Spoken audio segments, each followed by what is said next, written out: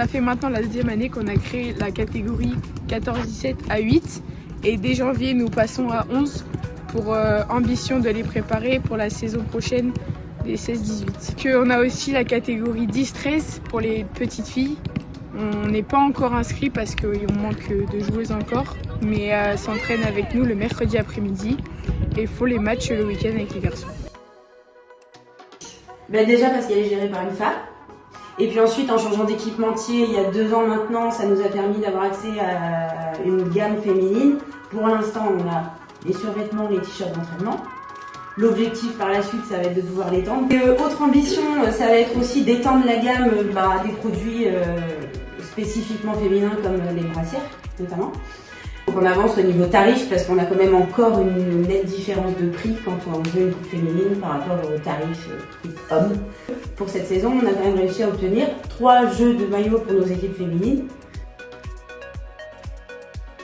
Tout d'abord, le foot à l'école a pour but de faire découvrir ce sport populaire à des enfants qui n'en ont pas l'occasion, des enfants qui sont de CE1 à CM2, voilà, et surtout de mettre en avant les filles.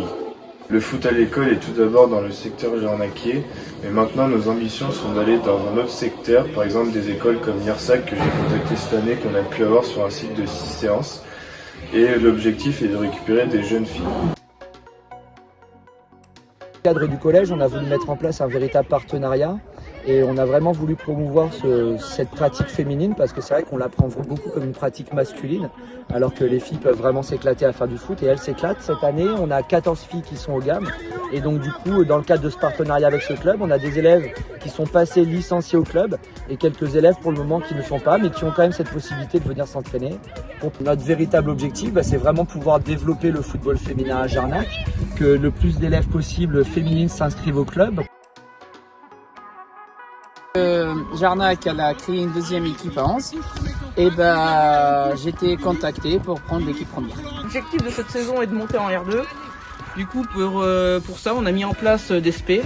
Je m'occupe des SP gardiens et Neige Des SP attaquantes. Voilà.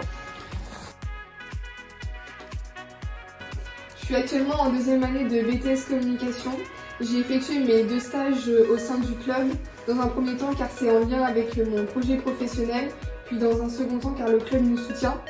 Ainsi, j'ai fait une recherche pour des écoles l'année prochaine et mon maître de stage m'a aidé à mettre en forme mon CV ainsi que me préparer pour les entretiens. Quelque chose est important, c'est de pouvoir permettre à cette jeunesse féminine de passer des bons moments. Et pour ça, on essaye de faire des tournois avec des équipes inconnues. Nous avons invité les Girondines de Bordeaux à venir se préparer pour le début de saison prochaine. J'espère que ce clip vous montrera toute l'énergie et la détermination que le club met dans le développement du foot féminin sur nos territoires en France. On en est plutôt fiers.